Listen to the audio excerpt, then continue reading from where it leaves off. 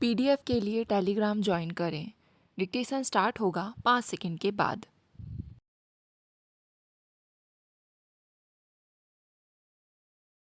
Start.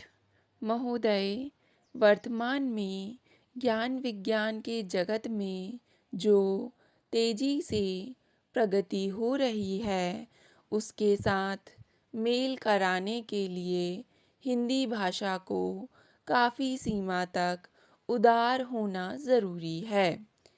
इतना उदार कि किसी भी आंचलिक भाषा में जो उपयुक्त शब्द उपलब्ध हैं उसे अपने अंदर समेट लें।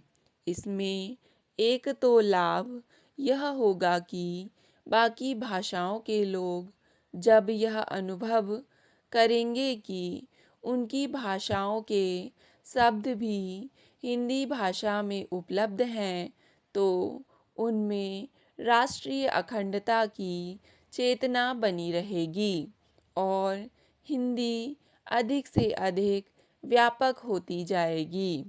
अवश्य ही इसके लिए स्वयंसेवी संस्थाएं काफ़ी हद तक कार्य कर सकती हैं, परंतु इसके लिए एक अखिल भारतीय भाषा समन्वय विभाग की निगरानी में अपने ही आंचल की स्वायत्तता संस्था के अधीन कार्य करना जरूरी है, जो उन अटपटे शब्दों का चयन करे तथा उनके वैकल्पिक शब्दों को आंचलिक भाषा से ढूंढे और उनको प्रयोग करने में अधिक से अधिक प्रयास करे। बहुत से अंग्रेजी शब्दों का हिंदी में प्रयोग तो पहले से ही किया जाता रहा है। हिंदी के विस्तार और प्रगति में हमें संस्कृत का पुनः विस्तार भी करना होगा, जो भारतीय अखंडता के लिए बहुत ही महत्वपूर्ण बात होगी। बहुत सी दक्षिणी भारतीय भाषाओं में संस्कृत का प्रयोग प्रचुर मात्रा में किया गया है। यदि हिंदी को अधिक से अधिक विस्तृत भाषा बनाना है, तो संस्कृत शब्दों का प्रयोग कर हम भारतीय भाषाओं का समन्वय कर पाएंगे। जैसा कि हमने पहले बताया है कि किसी भी आंचल को स्वायत्तता देने में स्थानीय बोलियां कहीं कुछ पीछे साहित्य के गौरव के अनुरूप उठ खड़ी होती हैं और साहित्य रचना का साधन तथा लोक संस्कृति का माध्यम बन जाती है।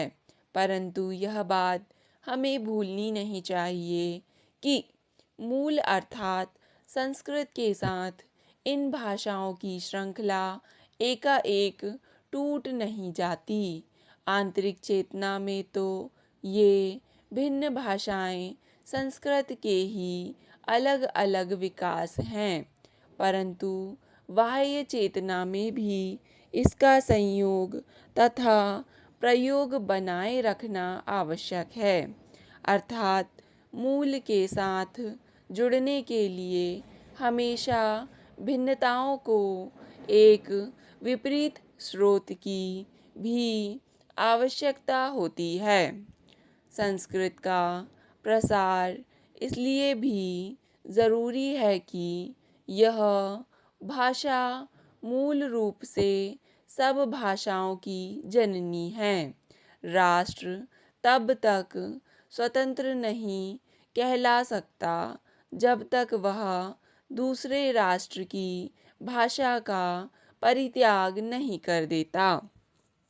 महोदय, आप जानते ही हैं कि अब तक जो शरणार्थी आए हैं उन सबको हम बसा चुके हैं।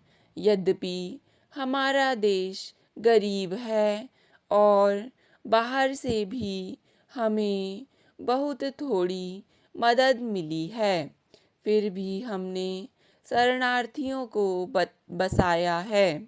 जब धीरे धीरे हमारी सुरक्षा को खतरा बढ़ने लगा तो हमें इसकी चिंता हुई। पश्चिम बंगाल और पूर्वी बंगाल की सीमा पर हमारी ओर सीमा सुरक्षा बल था और पूर्वी बंगाल की ओर पूर्वी बंगाल या पूर्वी पाकिस्तान राइफल्स। लेकिन इसने अपना नाम बदल दिया और मुक्ति वाहिनी नाम रख लिया। इसी समय पाकिस्तान ने अपनी तैनात सेनाओं को हमारी सीमाओं की तरफ बढ़ाकर तैनात कर दिया।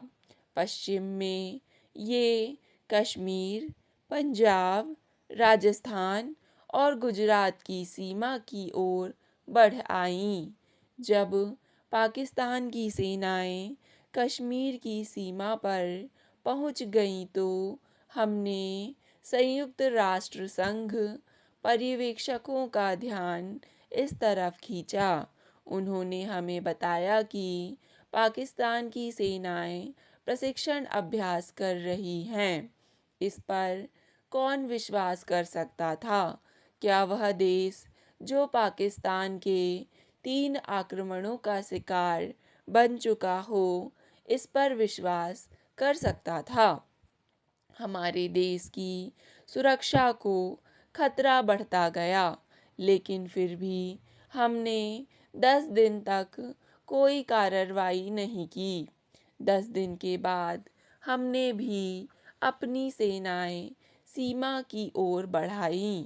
जब तक हमने अपनी सेनाएं अपनी सीमाओं की तरफ नहीं बढ़ाईं, छोटे बड़े किसी भी देश ने इस बात की तरफ ध्यान नहीं दिया कि पाकिस्तान की सेनाएं सीमाओं पर पहले से ही मौजूद थीं।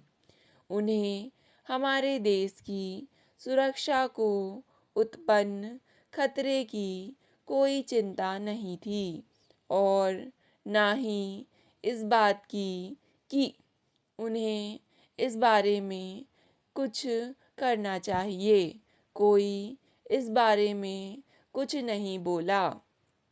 लेकिन जब हमारी सेनाएं आगे बढ़ीं, किसी दूसरे क्षेत्र में नहीं, अपने ही क्षेत्र में, तो संसार की कुछ शक्तियों ने शोर मचाना शुरू किया कि शांति खतरे में है और दोनों की अपनी अपनी सेनाएं पीछे हटा लेनी चाहिए।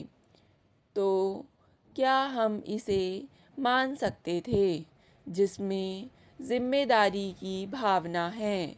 ऐसी कोई सरकार, मंत्री या अफसर देश और इसकी सीमाओं की सुरक्षा खतरे में नहीं डाल सकता था। पाकिस्तान की सेनाएं हमारी सीमाओं की तरफ क्यों बढ़ीं और क्या इससे हमारी सुरक्षा को खतरा नहीं पैदा हुआ? यदि हम अपनी सेनाओं को हटाते हैं तो इसके लिए क्या प्रबंध है?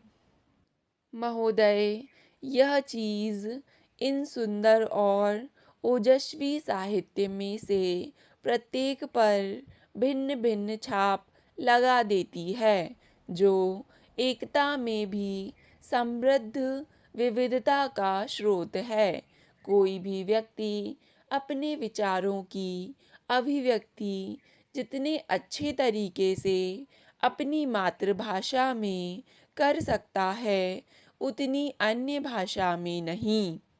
अब प्रश्न यह उठता है कि भारत एक अखंड राष्ट्र है, फिर इसमें विभिन्न क्षेत्रीय भाषाओं का समन्वय कैसे किया जाए, जिसमें प्रत्येक देशवासी को यह अनुभव हो सके कि हम भिन्न भिन्न आंचलिक भाषाओं के बोलने वाले एक ही माला में पिरोए हुए मोती हैं। हमारी अपनी पारंपरिक पहचान भी रहे तथा इसके साथ ही हम सभी एक ही विशाल तरु पर रहने वाले भिन्न भिन्न बोलियों में बोलने वाले पक्षियों की भांति प्रेम से रहें। लगता है कि संविधान निर्माताओं ने यह बात गहराई से अनुभव की होगी। प्रशासन की सुविधा के लिए अंग्रेजी भाषा को माध्यम बनाया, परंतु स्वतंत्रता प्राप्ति के पश्चात भी इस भाषा की व्यापकता के ऊपर प्रश्न चिन्ह लग गया। इसलिए संविधान निर्माताओं ने पहले से ही धीरे धीरे अंग्रेजी से भारतीय भाषा में परिवर्तित करना शुरू कर दिया। हिंदी भाषा का प्रारंभिक रूप में अंग्रेजी का स्थान लेना असंभव सा था। स्टॉप। डिक्टेशन पसंद आए तो वीडियो को लाइक तथा चैनल को सब्सक्राइब करें।